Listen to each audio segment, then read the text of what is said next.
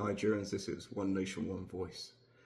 Welcome to all Nigerians, both within Nigeria and in the diaspora, male, female, young, old, slightly more rich, slightly more poor, whatever it might be.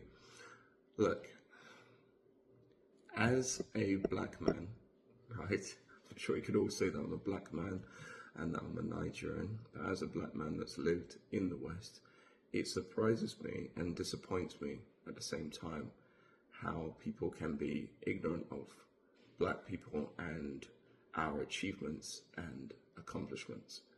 And as Nigerians also, because I find that many times that our people think they look towards the Westerners, they look towards white people, and they think that somehow they have 10 heads and we have one. And what I'm basically saying is that their intellect level or their intelligence level is far higher than ours. And it's simply not true. If you look at the Egyptian Empire, they were blacks. The pharaohs were blacks. Ancient technology, at that point in time, far advanced. What you would call a superpower of its time at different eras. This was a black civilization. Kush was another black civilization, very strong, invaded Egypt at particular times. And then you look at some of the oldest universities in the world. First oldest university ever, apparently was in Morocco, and the fourth oldest was in Mali.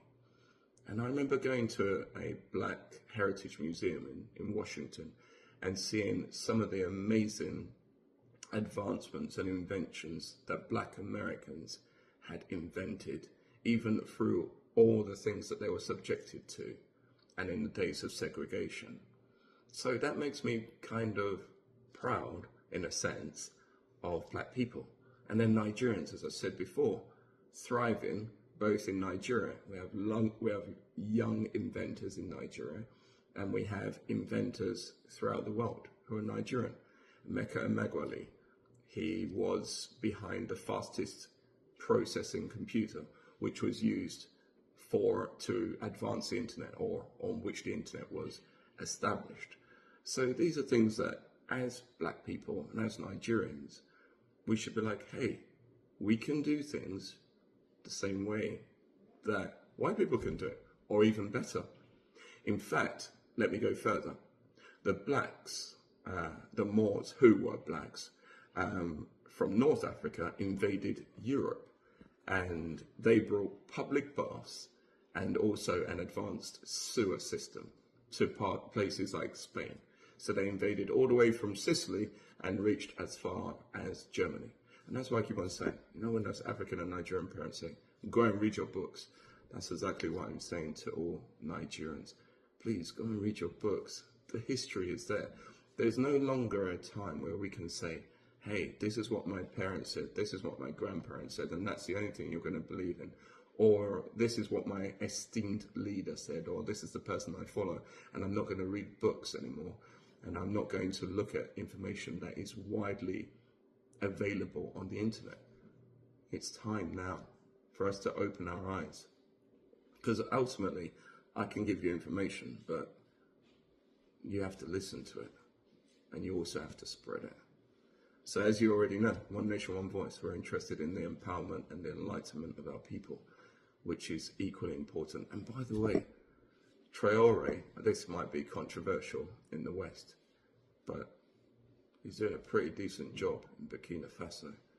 Now, is that going to spread? That's another subject for another day. But what I'm saying is, black people, Nigerians, Africans, in the Caribbean, in the West Indies, wherever you are, you don't need to put your head down. You don't need to keep your head down. We are, and we can be, and we will be more advanced than before, and more advanced than our white counterparts. But like I said, you know me already. It's not about white or black or this or this or this. I'm just trying to tell you, don't put your head down, and don't look at yourself as being inferior to the Western counterparts. We can do it. We have done it before, and we will do it again. One nation, one voice. Love you, Nigerians. God bless you.